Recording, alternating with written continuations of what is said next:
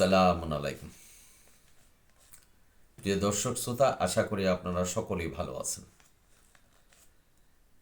কথা শুনছেন কিয়ম Quranic message YouTube channel থেকে। আজকের প্রসঙ্গ, যাদের তওবা কবুল করা হবে না। খুব গুরুত্বপূর্ণ বিষয়। আল্লাহ আমাদের শেষ একটা সুযোগ দিয়েছে তওবা করার, কিন্তু তওবা করারও কতগুলি শর্ত আছে। সেই শর্তগুলির উপরই আমি আজকে আলোচনা করব। সূরা ইমরান 90 নম্বর আয়াত। আল্লাহ এখানে বলছেন, যারা ঈমান আনার পর অস্বীকার করেছে এবং অস্বীকৃতিতে বৃদ্ধি ঘটেছে, কশ্চিনকালও তাদের তওবা কবুল করা হবে না, আর তারা হলো গুমরাহ। আয়াতটা পড়বেন। এখন ঈমান আনার পর অস্বীকার করেছে, আল্লাহ সূরা বাকারার 285 নম্বর আয়াতে ঈমানের শিক্ষা দিয়েছে। এই শিক্ষা যাদের ভিতরে আছে, ছিল বা থাকবে, তারাই হলো কামিয়াবি। আর এই ঈমান আনার পর যারা অস্বীকার করেছে, অস্বীকৃতি জানিয়েছে, এটা কিরকম? মনে করেন আপনি আল্লাহর উপর ঈমান আনতে হবে, নবী রাসূলদের উপর ঈমান আনতে হবে, এবং তাদের উপর যে কিতাব এসেছিলেন সে কিতাবের ওপর ঈমান আনতে হবে। সেটা মনে প্রাণে বিশ্বাস এবং কর্মে তা বাস্তবায়ন করতে হবে। এবং আমরা আবার পুনর্জীবিত হব, পরকাল বলে আরেকটা জীবন আছে, সেটাকে বিশ্বাস করতে হবে। এই যে বিশ্বাস, এই বিশ্বাস যদি আমাদের ছুটে যায়, অর্থাৎ আপনি এই কালিমাও বিশ্বাস করলেন, এখানে বলা হয়েছে যে নবী রাসূল এবং তাদের উপর যেই কিতাব অবতীর্ণ করা হয়েছিল, যে ওহী আল্লাহ পাঠিয়েছেন, সেটার উপর বিশ্বাস করতে হবে, সেই আদম থেকে মুহাম্মদ পর্যন্ত। এখন সেটার মধ্যে যদি আপনি না থেকে আপনার ঈমানকে বৃদ্ধি করেন, যেমন আল্লাহ বলছেন যে ওহী বিশ্বাস করতে হবে, এখন আপনি বিশ্বাস করলেন বুখারী শরীফ, মুসলিম শরীফ, তাহলে আপনি কি করলেন? অস্বীকৃতির মধ্যে বৃদ্ধি করলেন। অর্থাৎ আল্লাহ যেভাবে ঈমান আনার কথা বলছে সেভাবে না এনে সেই ঈমানের সাথে কিছু সংযুক্ত করলেন। হাদিসও বিশ্বাস করতে হবে, মানব রচিত হাদিস বিশ্বাস করতে হবে।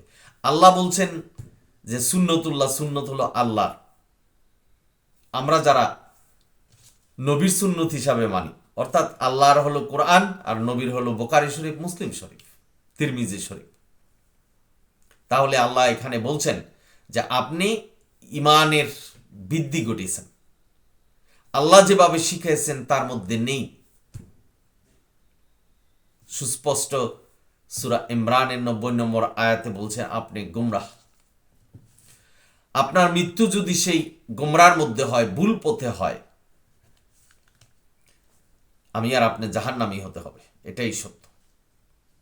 কিয়ম কোরআনিক মেসেজ ইউটিউব চ্যানেল কোনো ব্যক্তি বা সমাজ গোষ্ঠীকে হেয় প্রতিপন্ন না করে শুধুমাত্র কোরআন থেকে কথা বলছেন।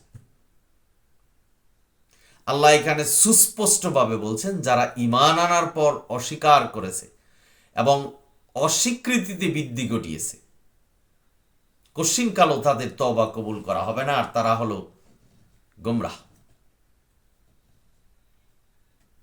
খুব গুরুত্বপূর্ণ বিষয়। আমাদের প্রত্যেকটা ঈমানদার এবং যারা ঈমান আনবেন বলে বিশ্বাস করছেন, কোরআন যারা বিশ্বাস করছেন, কেবল কোরআন যারা বিশ্বাস করছেন, তাদের জন্য এই ভিডিও অত্যন্ত গুরুত্বপূর্ণ।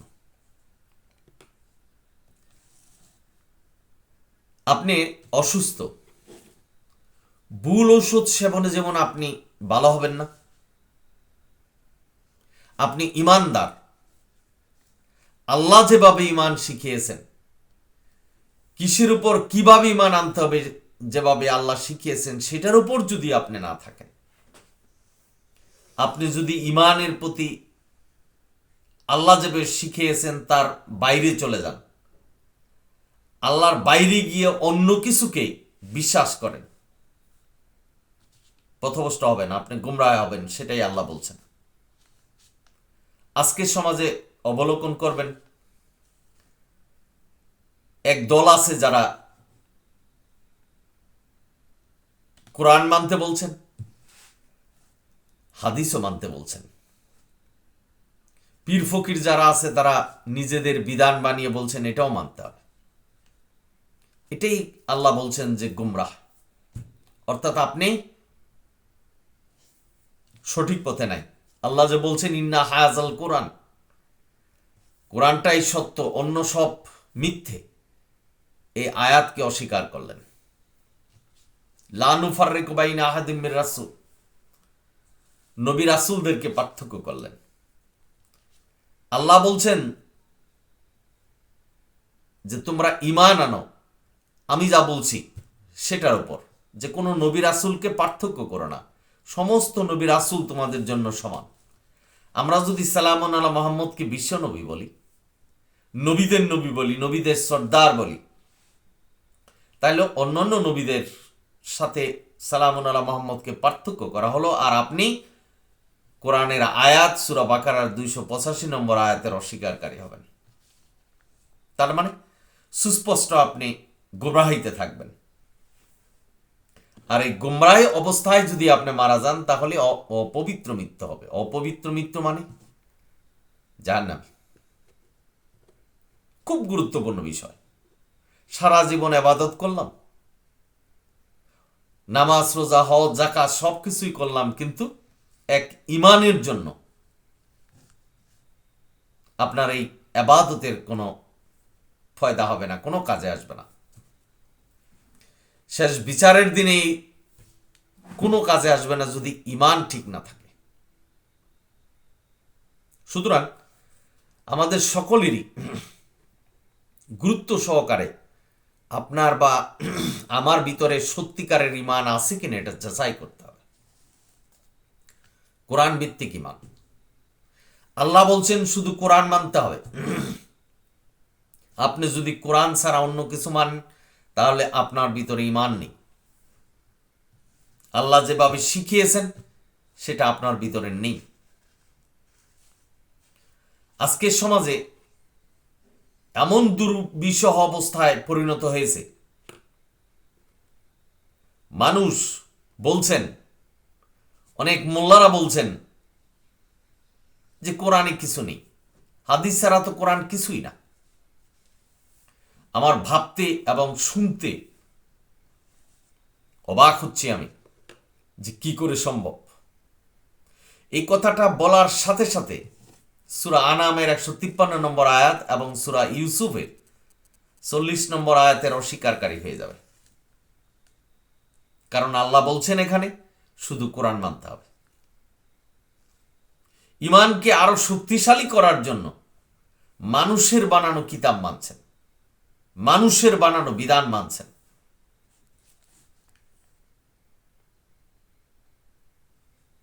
আপনি পথভ্রষ্ট হবেন।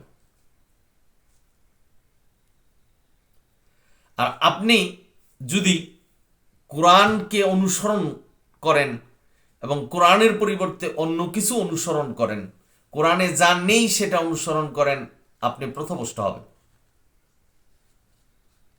কারণ বাড়ানো এবং কমানো আল্লাহ নিষেধ করেছেন। আল্লাহ এই কোরআনকেই বলেছে এটা মুমিনদের জন্য নির্দেশনা। একটি শব্দ, জালিকাল কিতাবু লা রাইবা ফিহি হুদাল লিল মুত্তাকিন, এই সেই কিতাব যা আল্লাহর কাছ থেকে এসেছে, এতে কোনো সন্দেহ নেই, এটাই মুমিনদের জন্য নির্দেশনা। দিস বুক, এই কিতাবটাই মুমিনদের জন্য নির্দেশনা। আল্লাহ নির্দিষ্ট করেছেন, উল্লেখ করেছেন এই কোরআন। তাহলে এই কোরআন ছেড়ে অন্যত্র যাওয়া মানেই আপনার যে ঈমান ভিতরে আছে, অর্থাৎ আল্লাহ যে ঈমান আমাদের শিখিয়েছেন সেটার বাইরে চলে গেলেন, এর বৃদ্ধি ঘটিয়েছেন, আপনি পথভ্রষ্ট হবেন। প্রিয় দর্শক শ্রোতা, আশা করে বুঝতে পেরেছেন। সুতরাং আমাদের ভিতরে ঈমানটাকে সঠিক করতে হবে। আল্লাহ যেভাবে শিখিয়েছেন সেই ঈমানই ভিতরে থাকতে হবে। কোনো নবী রাসূলকে পার্থক্য করা যাবে না। কোরআনে যা আছে সেটাই আমাদের ধর্ম হিসাবে মেনে নিতে হবে, এর বাইরে যাওয়া যাবে না। কোনো মানুষের আনুগত্য করা যাবে না। আল্লাহ বলছেন কোনো মানুষের আনুগত্য করা যাবে না, আনুগত্য করতে হবে একমাত্র আল্লাহ।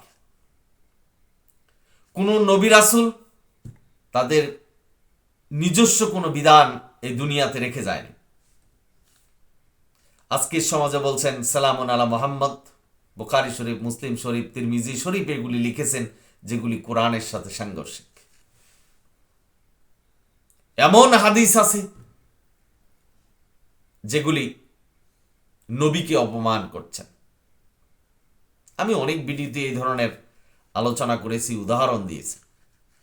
আজকে শুধু ঈমান সম্পর্কে কথা বলছি। সুতরাং প্রিয় দর্শক শ্রোতা, সকলেই আপনাদের ঈমানটাকে যাচাই করে নেন। কোনো নবী রাসূলকে পার্থক্য করবেন না। সব নবী রাসূল সমান, সকল নবী বিশ্ব নবী, সকল নবীরই মর্যাদা একই। যেমন আমি উদাহরণ দিচ্ছি, সূরা বাকারার 123 নম্বর আয়াতে আল্লাহ বলছেন কারো সুপারিশ গ্রহণ করা হবে না। আজকের সমাজে মোল্লারা বলছে সালামুন আলা মুহাম্মদ ছাড়া অন্য কোনো নবী সাফায়াত করতে পারবে না। সম্পূর্ণটাই কোরআন বিরোধী এবং কোরআনের আয়াতের অস্বীকারী। সুতরাং ঈমানটাকে সঠিক করে নেন। আল্লাহ যেভাবে ঈমান শিখিয়েছেন সেভাবেই যেন আমাদের ভিতরে ঈমান থাকে এবং কর্মে যেন সেটা আমরা প্রকাশ করতে পারি। এবং সব সময় মনে রাখতে হবে যে আমাদের মৃত্যু হবে এবং মৃত্যুর পর একটা জীবন আছে। আমরা এই দুনিয়াতে কি করছি, ভালো মন্দ যা কিছু করছি, সব কিছুই আল্লাহ জানেন এবং এই ব্যাপারে আল্লাহ জিজ্ঞাসা করবেন এবং পুঙ্খানুপুঙ্খানুভাবে বিচার করবেন। সুতরাং ঈমানটাকেই আমাদের বিশ্বাস করতে হবে। তাদের তবাই কবুল হবে না যারা স্বীকার করলেন আবার অস্বীকারের মধ্যে থেকে গেলেন, তাদের তবা কবুল করবে না। আপনি মনে করছেন যে আমি আল্লাহর কাজ করছি, কিন্তু আল্লাহর মতো যদি না হয়, কোরআনের মতো যদি না হয়, সেই ইবাদত আল্লাহর কাছে গ্রহণযোগ্য হবে না। কারণ আল্লাহর চেয়ে জ্ঞানী কেউ নেই। কারো কিতাব মানার কোনো কথা আল্লাহ বলেনি। একটি কথা দিয়ে বিবেচনা করবেন যে আল্লাহর চেয়ে জ্ঞানী কেউ নেই, তাহলে আল্লাহর কোরআন ছাড়া আর অন্য কিছু মানার প্রয়াস আপনার ভিতরে আসবে না। উনি আল্লাহ যেভাবে বলছেন, যা বলছেন, যে বিধান দিয়েছেন, যেভাবে করতে বলছেন, ঠিক সেইভাবেই আমাদের করতে হবে। বাড়ানো কমানো, ঈমান বাড়ানো বা কমানো কোনো কিছুই করা যাবে না। এখানে সূরা ইমরানের 90 নম্বর আয়াতে তাই বলেছেন। অস্বীকৃতিতে বৃদ্ধি ঘটিয়েছে যারা, অর্থাৎ ঈমান আনছেন আবার অস্বীকার করলেন, অস্বীকৃতিতে বৃদ্ধি ঘটিয়েছেন যে কোরআনও মানতে হবে আবার হাদিসও মানতে হবে, তাহলে আপনার সমস্ত কিছু বাতিল হয়ে যাবে। আপনি গুমরাহী হবেন, পথভ্রষ্ট হবেন। আশা করি আপনারা সকলেই বুঝতে পেরেছেন যে ঈমানটাই হলো আসল। ঈমান ঠিক না রেখে যত ইবাদতই করেন সব ইবাদত বাতিল। কারণ এটা আল্লাহর দরবারে যাবে না, কারণ আপনার ভিতরে ঈমানই নেই। আবু জাহেলও বিশ্বাস করতেন আল্লাহকে, ওই বিশ্বাস তার কোনো কাজে আসবে না। আবু জাহেল হজ করেছেন, এই হজ তার জীবনে কোনো কাজে আসবে না, কারণ সে আল্লাহর মতো করেনি। আল্লাহ যা বলেছেন, যেভাবে বলেছেন সেভাবে তিনি বিশ্বাসও করেননি, ইবাদতও করেননি। সকলেই ভালো থাকুন, সুন্দর থাকুন। যদি ভিডিও ভালো লাগে সাবস্ক্রাইব এবং শেয়ার করুন। অনিল হামদুলিল্লাহ রাব্বিল আলামিন। সালামুন আলাইকুম।